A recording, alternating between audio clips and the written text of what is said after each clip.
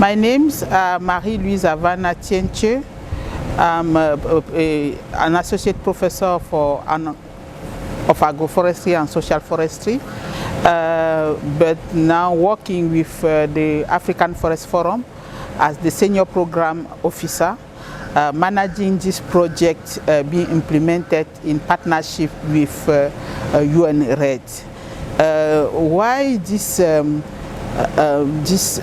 workshop is very important. As I mentioned, this workshop is in the framework of a partnership project we are implementing with United Nations platform for reducing emission from deforestation and forest degradation.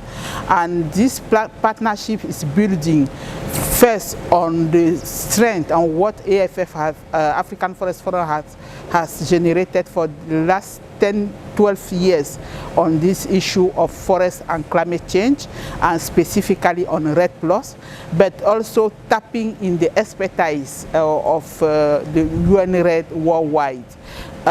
Based on the previous assessment we did at AFF, we had some information related to some gaps in terms of implementing REDD+ in Africa. So we were guided through this partnership to do an update of the status in different countries that will guide capacity building and knowledge generation. So we committed last year 6 national studies in Côte d'Ivoire, here where we are, one in the Republic of Congo, another one in the Democratic Republic of Congo. Those are for Francophone, and for Anglophone countries we have Kenya, Uganda and Ethiopia. The countries were selected based on their performance, the level they have achieved related to implementation of REDD+ in their respective national context, how far they have gone, what they have achieved, what can we learn as lessons, and what are we seeing as gaps on which we can focus.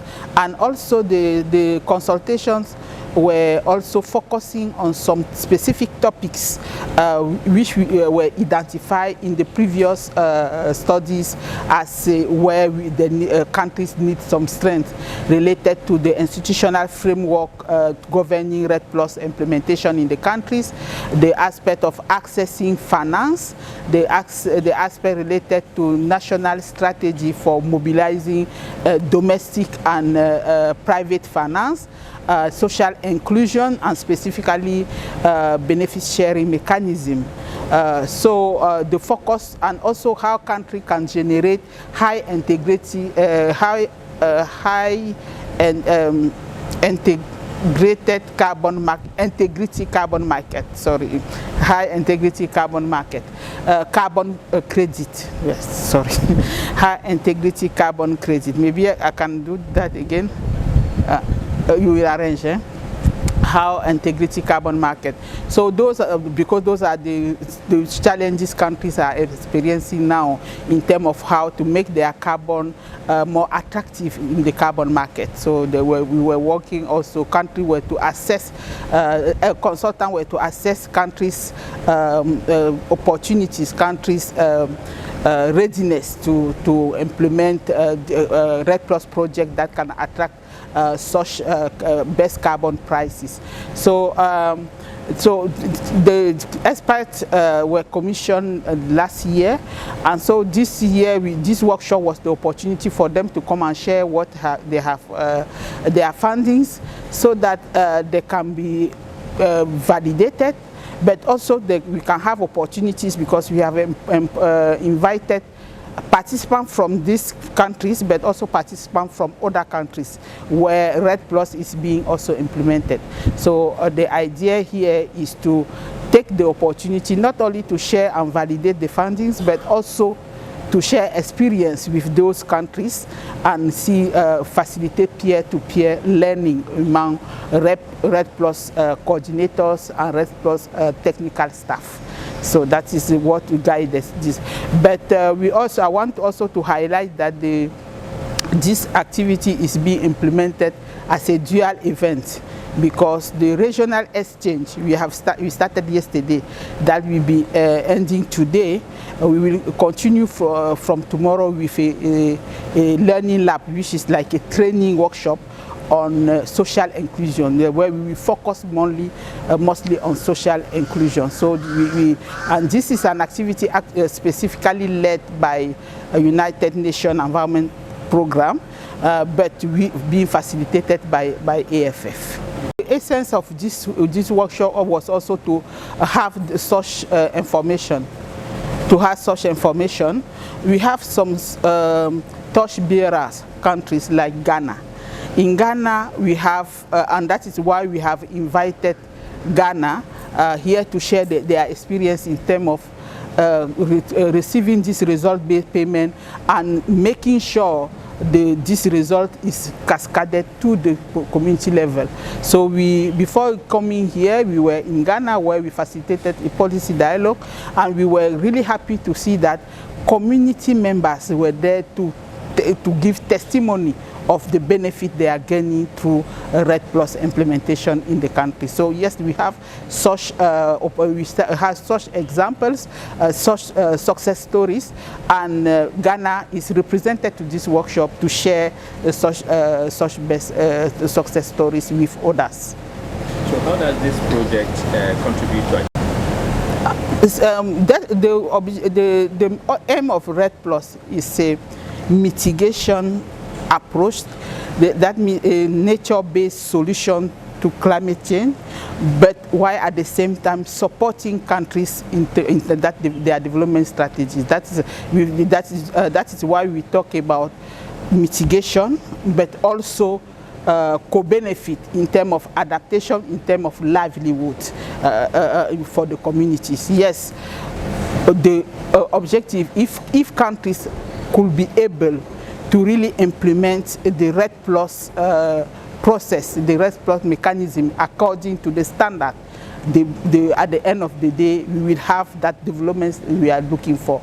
And I can also still take the case of Ghana, where the countries are receiving funding or finance from implementing RED Plus. Community are benefiting.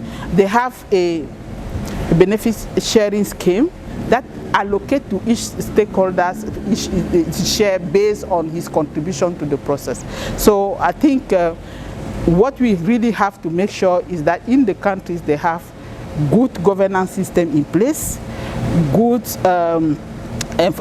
benefit sharing mechanism in place, so that what is gained from the implementation can really reach all the stakeholders involved. That is what we do. Your final we just have to, my final word is just to thank the government of Côte d'Ivoire for the very warm welcome. This hotel also, they have created a really conducive environment for us for this workshop, and we are really thankful for the Vice Chancellor of the University Nangia Brogwa, who hosted the event and prepared invitation letters to facilitate visa application to all participants from all over Africa. So, and also thank all the participants to make it to the event. And we know they are RED Plus coordinator, they are focal point directors in their countries, and we know they are busy schedule, but they are be able to save some time and come and participate, and we cannot take it for granted. Thank you.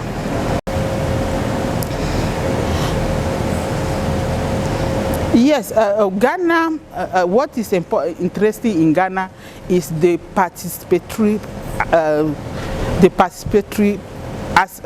can I say, the participatory aspect they use, the participatory approach they have used in the implementation of the RED Plus process, and involving Ghana has set up a multi-stakeholder platform with all categories of stakeholders, from the landscape managers, who are the farmers on the field, to the top management of the countries.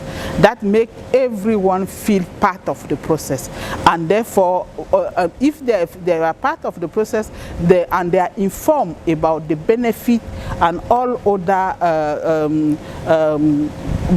benefit and all other requirements for them to get access to these resources, they invest on that.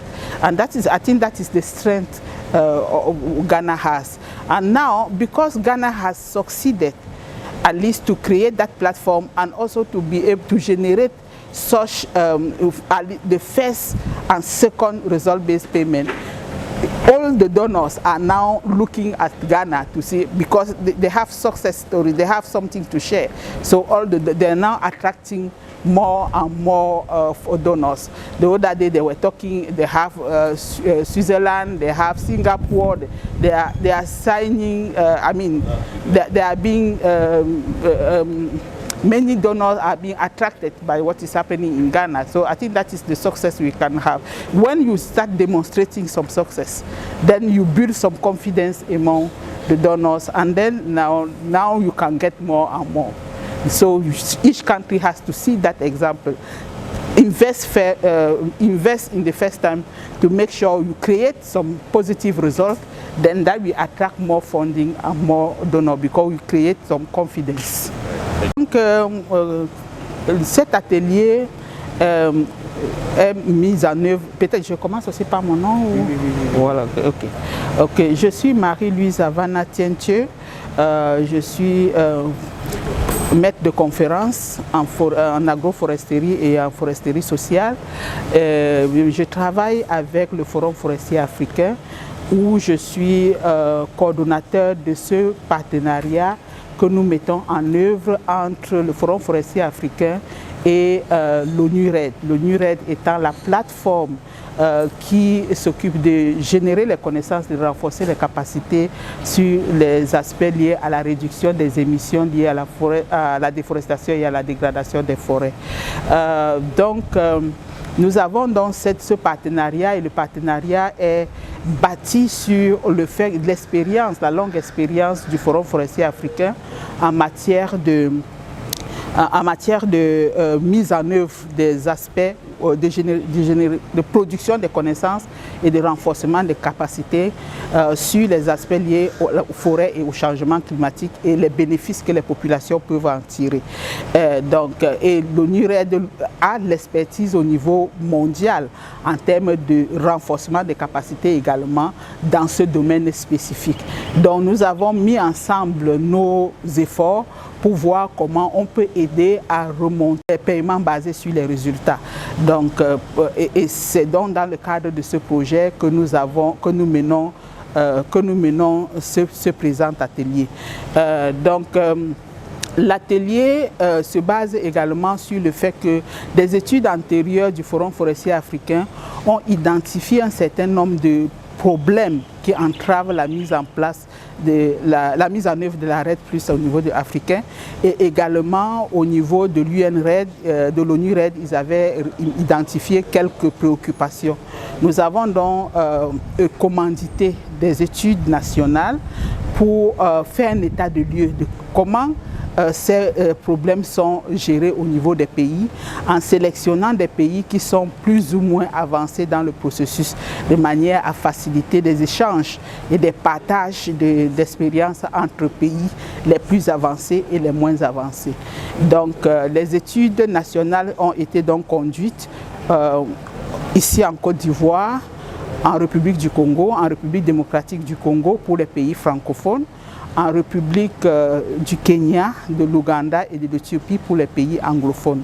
Donc l'idée de cet atelier, c'est donc amener les experts qui ont mené ces études pour partager les résultats des études, et il faut aussi également dire que les études focalisaient sur certains points, sur certaines zones de lacunes qu'on a identifiées dans les études antérieures, à savoir le système de gouvernance dans les pays pour la mise en œuvre de la RED+,